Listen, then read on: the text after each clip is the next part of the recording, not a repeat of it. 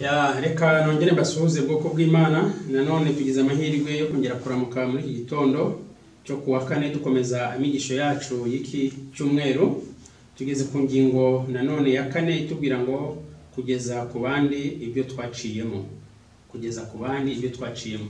Kuko twatangiye iki cyigisho nanone tukiga nta kindi kikigize uretse ubuhamya, kandi mwabonye yuko ingingo y'iki cyigisho cyangwa se umutwe w'amagambo utubwira imbaraga yo gutanga ubuhamya. Niyo turiho, niyo mpamvu buri ngingo tuzagenda twiga yose nta kindi shingiyeho uretse ubuhamya. Reka twongere dusenge Imana. Uwiteka mubyeyi mwiza, twongeye kugaruka imbere yawe, tugiye kwiga ijambo ryawe.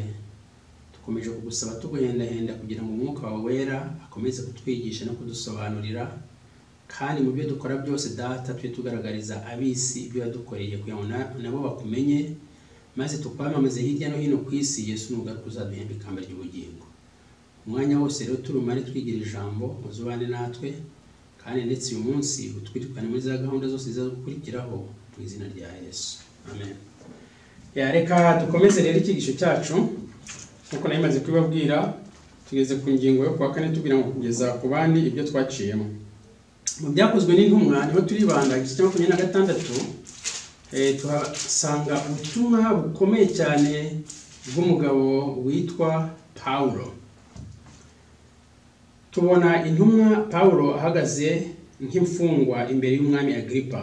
Ahangaha abwira mu buryo butaziguye umwami.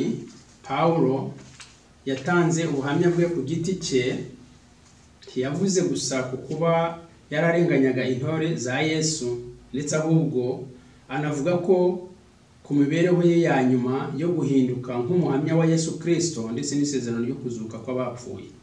Hano rero kuko icyigisho ni kirekire cyane, reka mbararikire mwese aho muri musome, buri muntu wese agerageza kuko ashoboye kose kugira ngo iyi ngingo yumve neza.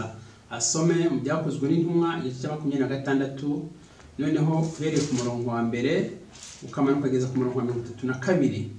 Hari amagambo meza y'ubuhamya bwa mwene data Paulo, ubwo nta kindi bari bamufungiye, bamuzizaga ijambo ry'Imana. Ariko nk'uko twabibonye hirya, Petero na Yohana ko bavugaga bashize amanga, ni nako Paulo nawe yavuze ashize amanga, avuga ibyamubayeho, avuga ibyo yakoze mbere uko yareganyaga ubwoko bw'Imana, avuga ibyamubayeho ubwo yari mu nzira ajya i Damasiko, nanone kurenganya ubwoko bw'Imana. Aza kuvuga iby'ukuntu yaje kubonekerwa, umucyo uramutungura, ndetse ngo n'abo bari kumwe bose bagwa igihumura. Noneho haza kubwirwa, kuko Imana yari yamutoranyije Paulo, abwirwa amagambo akomeye ati Paulo, icyo gihe mbabarire ntabwo yitwaga Paulo ahubwo yari Sawuli. Noneho ijwi riravuga mu gihe burayi ati Sawuli undenganyiriza iki? Nuko Sawuli yumvishe iryo jwi aratitira, agira ubwoba, avuga amagambo ati urinde mwami nkakwizera. Maze ijwi riramusubiza ati ndi Yesu urenganya. Abwira ati ariko haguruka uhagare, kuko igitumye nkubonekera ari ukugira ngo ngutoranye nkugire umukozi wanjye n'umugabo wo guhamya. Iki cyigisho nta kindi gishingiyeho uretse guhamya. Ati haguruka, igitumye nkubonekera ni ukugira ngo ngutoranye umukozi wanjye kandi we n'umugabo w'iki wo guhamya. Nawe rero Imana igushakaho ni ukuba umugabo wo guhamya Yesu aho uri hose. Nuko hano igitekerezo kitubwira yuko Paulo yagiye kwa Agripa, nta cyamubonyeho, ajya kwa Festo, ndetse bakurikirana amagambo ye. Dusomye ku murongo wa 24, reka wenda dusome amagambo makeya. Hano hatubwira ukuntu Paulo yireguye muri make, nyine bitewe no gucunguza igihe. Ntabwo twasoma aya magambo yose ko ni maremare ariko reka dusome aya magambo ahereye ku murongo wa 24. Akiregura cyo Festo avuga ijwi rirenga ati urasaze Paulo, ubwenge bwawe bwinshi buragushajije. Muzi ko Paulo yari umuntu ukomeye ubwo rero yari imbere y'umutware Festo amaze kwiregura ayumubwiye amagambo ati urasaze Paulo, ubwenge bwawe bwinshi buragushajije. Paulo aramusubiza ati sinsaze nyakubahwa. Umva rero imvugo y'umukristo, umuntu akwise umusazi ariko aramubwiye ati sinsaze nyakubahwa Festo, ahubwo ayo magambo nyavuganye ukuri no kwitonda. Ayo magambo nyavuganye ukuri no kwitonda, ndetse n'umwami azi ibyo neza, kandi ndabimubwira nshize amanga, kuko nzi ko ari ntacyo muri ibyo byose mvuga ayobewe, kuko bitakozwe rwihishwa. Mbese umwami Agripa wemeye ibyahanuwe? Nzi yuko ubyemeye. Agripa asubiza Paulo, mwumve amagambo. Agripa asubiza Paulo ati ubuze hato ukanyemeza kuba umukristo. Navuga ngo iki? Amen. Ubuhamya bukomeye cyane. Paulo n'ubushizi bw'amanga yitonze aramubwira, maze umwami aramubwira ati habuze gato ukanyemeza habiki haba umukristo. Paulo ati ndasaba Imana kugira ngo haba hato haba hanini uretse wowe wenyine, ahubwo n'abanyumva uyu munsi bose bamere nkanjye keretse iyi minyururu. Paulo rero mu buhamya bwe aravuga ati yaba wowe yaba n'abanyumva mwese nagira ngo muhinduke nkanjye, nk'uko narenganyaga ubwoko bw'Imana buno nkaba narahindutse, ubu nkaba nkorera Imana, namwe muhinduke. Ati icyo ntabasabiye gusa ni iyi minyururu igize ite imboshye. Reka dukomeze hepfo.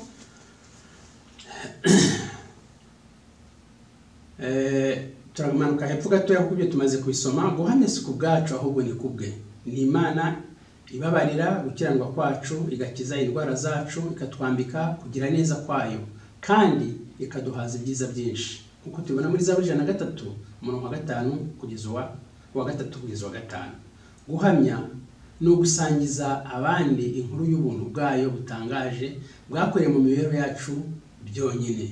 Ni ubuhamya bw'uko twahuye n'iyi Imana ifite ubuntu butangaje. Guhamya rero nibyo dukomeje kubwirwa. Mu Rwambere rwa Yohana igice cya 1 umurongo wa 1 kugeza wa 3 tubigeranye n'Abagalati igice cya 2 umurongo wa 20, kuko natangiye mbibabwira yuko iki cyigisho cyacu amasomo ashingiye muri iki cyigisho twabonye ko Rwambere rwa Yohana rwa rurimo n'Abagalatiya. Reka dusome amasomo yombi maze tuyagereranye twumve ngo ni iki amasomo ahuriyeho, ibyo Yohana yanyuzemo bihuriye n'ibya Paulo. Reka dusome amasomo yombi noneho mbere yuko dusoza kino cyigisho cyacu. Kabiri mu Rwambere rwa Yohana igice cya 1 umurongo wa 3. Rwambere rwa Yohana igice cya 1 umurongo wa 3.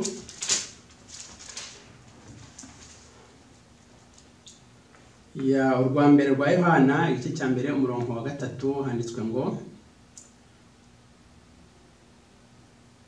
uwahozeho uhereye mbere na mbere, uwo twumvise, uwo twiboneye n'amaso yacu, kandi uwo twitegereje intoke zacu zikamukoraho, ari we jambo ry'ubugingo. Kandi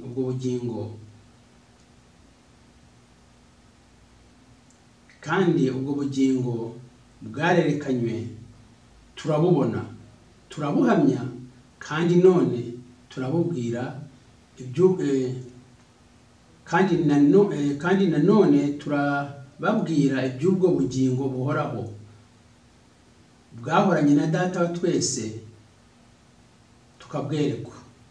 Murongo wa 3, ibyo twabonye tukabyumva ibyo tubabwira, kugira ngo namwe mufatanye natwe, kuko ubwacu dufatanije na Data wa twese n'Umwami n'Umwana we Yesu Kristo. Hano rero aya magambo ni amagambo atubwira yavuzwe n'umugaragu w'Imana Yohane ati ibyo tubabwira nibyo twabonye kandi ibyo twumvishije, kandi aya magambo tubabwira nuko dufatanyije na Data wa twese noneho tugafatanya n'umwana wa Yesu Kristo. Kuko igihe cyose tumaze kwakira Kristo mu buzima bwacu ni ngombwa ko tumubwira abatamuzi. Aya magambo nta kindi ashingiyeho kuko twakomeje tubivuga, nkuko dukomeje kubivuga, kuko amigisha bitwereka n'ubuhamya, nta kindi kirabura kitari ubuhamya. Aba bagabo bahamije Yesu, aha ni Yohani ahamya Yesu. Reka twumve nanone Paulo hariya mu Bagalatiya igice cya 2 umurongo wa 20, isomo rizwi n'abantu bose, avuga ngo nabambanywe na Kristo. Abagalatiya igice cya 2 umurongo wa 20, hari amagambo meza nanone Paulo yavuze avuga ati nabambanywe na Kristo. Nabambanywe na Kristo ariko ndiho, nyamara sinjye uriho, ahubwo ni Kristo uriho muri njye. Ibyo nkora byose nkiriho mu mubiri bikoreshwa no kwizera umwana w'Imana wankunze akanyitangira. Mbere rero aya magambo nabambanywe na Kristo, nyamara ndiho, kandi sinjye uriho, ahubwo ni Kristo uri muri njye. Aya magambo akenshi yavuze anjyana mu magambo ari mu Filipi mu gice cya 4 ku murongo wa 8 atubwira ngo nshobozwa byose na Kristo mpiki imbaraga.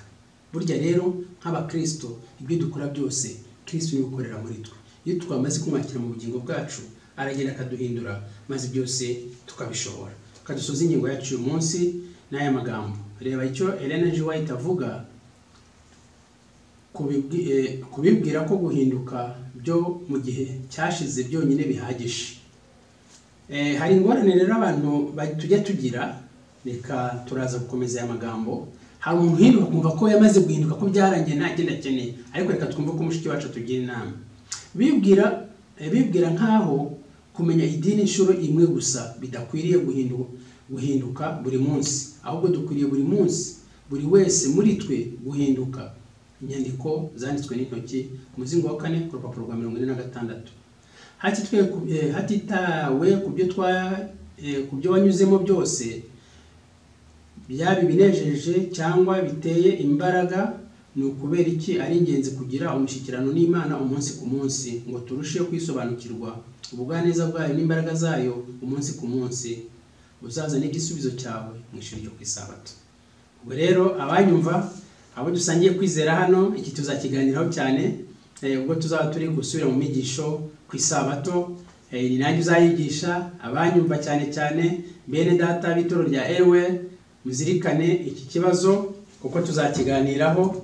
Reka ngishireho akamenyetso, ndashaka ko buri muntu wese azagira iki kivugaho, nibura noneho tuzagifatanyirize hamwe. Ariko haruguru nkuko maze kubyumva, imibereho ya Gikristo ngo ni uguhinduka buri munsi.